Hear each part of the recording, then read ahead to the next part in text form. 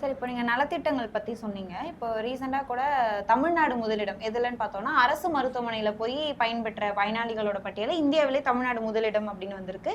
அதே மாரி இப்போ ஜிடிபிலயுமே மறுபடியும் இரட்டை இலக்கத்துல நம்ம முன்னிலையில இருந்துட்டு இருக்கோம். இப்போ இதுக்கு கீழ கமெண்ட்ஸ்லாம் போய் பார்த்தோம் அப்படின்னா, எங்ககிட்ட காசு இல்ல. அதனால எங்களால பிரைவேட் இதுக்கு போ முடியல. தரமான மருத்துவம் இல்ல. அதனால நாங்க கவர்மெண்ட் ஹாஸ்பிட்டல் போறோம். இது வளர்ச்சி கிடையாது. அதே மாதிரி எவ்ளோ நீங்க கொள்ளையடிச்சிருக்கீங்க?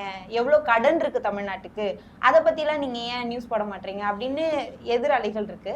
அப்போ இந்த திட்டங்கள்லாம் போய் பயன் அடைஞ்சிருக்கு தானே? இப்ப எதிர்கேள்விகள் இவ்ளோ இருக்கு. இப்ப காப்பீடு கார்டுன்னு குடுக்குறாங்க. அது பெரும்பாலும் பிரைவேட் ஹாஸ்பிட்டல்ல நீங்க பாத்துக்கலாம். பிரைவேட் ஹாஸ்பிட்டலுக்கே போக முடியாதுன்னுலாம் கிடையாது. உங்களுடைய சாய்ஸ் தான். அந்த காப்பீடை வச்சு இன்சூரன்ஸ் இதை வச்சு நீங்கள் ப்ரைவேட் ஹாஸ்பிட்டலையும் பார்த்துக்கலாம், இல்லை கவர்மெண்ட் ஹாஸ்பிட்டலையும் பார்த்துக்கலாம். இன்றைக்கி நோய் அப்படிங்கிறது ஒரு பரவலான ஒரு விஷயமா இருக்குது. குறைந்த வயதிலே பலருக்கும் பல நோய்கள் வருது. அப்படிங்கும்போது அரசாங்கம் அதில் கொஞ்சம் ஸ்பெஷல் கேர் எடுத்து பண்ணுறாங்க. ப்ரைவேட் ஹாஸ்பிட்டலுக்கு உங்களால் ஏன் போக முடியல? கார்டு இருக்கே, அந்த கார்டை வச்சு கவர்மெண்ட் கொடுக்கக்கூடிய அந்த இன்சூரன்ஸ் கார்டை வச்சு நீங்கள் போகலாம், அரசு மருத்துவமனைக்கு போகலாம். ஜிடிபி வளர்ச்சி இருக்குன்னு அதையும் எடுத்துக்கிற மாட்டேங்கிறாங்க. இந்த மாதிரியான கமெண்ட் போடுற ஆட்கள் எல்லாமே தமிழ்நாடு வளர்ச்சி அடைஞ்சிருக்கு அதை ஏற்றுக்கொள்ளாதவர்கள். அவங்க இதுக்கு பதில் கவுண்டர் கிடையாது.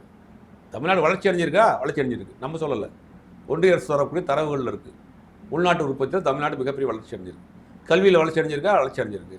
மருத்துவ கட்டமைப்பில் வளர்ச்சி அடைஞ்சிருக்கா? வளர்ச்சி அடைஞ்சிருக்கு. நீங்கள் பல வெளிநாடுகள்லேருந்து இங்கே மருத்துவ சர்வீஸ்க்கு வர்றாங்க, சேவைகளுக்காக வர்றாங்க. இப்போ லண்டனில் எலெக்ஷன் நடந்துச்சு. லண்டன் எலெக்ஷன் அப்போ என்ன பண்ணாங்கன்னா, லண்டனில் இருக்கக்கூடிய அங்கே லண்டன் சிட்டிசன்ஸ்க்கு மெடிக்கல் டூரிசம்ங்கிற ஒரு விஷயத்தை இன்ட்ரோடியூஸ் பண்ணுறாங்க. மெடிக்கல் டூரிசம் எப்படின்னா, அங்கே இருக்கக்கூடிய இப்போ நம்ம ஊரில் இன்சூரன்ஸ் கார்டு இருக்கு இல்லையா, இந்த இன்சூரன்ஸ் கார்டு மாதிரி அங்கே ஒரு கார்டு இருக்கும்.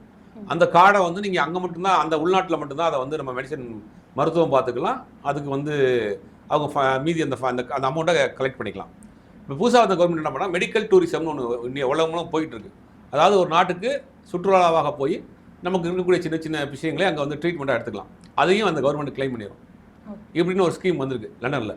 அப்படி வந்த பிறகு லண்டனில் இருக்கக்கூடிய பெரும்பாலானவர்கள் சூஸ் பண்ண நாடு இந்தியா, சூஸ் பண்ண ஸ்டேட்டு தமிழ்நாடு. அப்போ இங்கே மருத்துவ கட்டமைப்பு ஓரளவுக்கு ஒரு இங்கிலாந்து அளவுக்கு இல்லாட்டி கூட அதுக்கு ஈக்குவலாக இருக்கிறதுனால தான் அங்கே வரக்கூடிய மெடிக்கல் டூரிசம் வரக்கூடியவங்க தமிழ்நாட்டை சூஸ் பண்ணுறாங்க.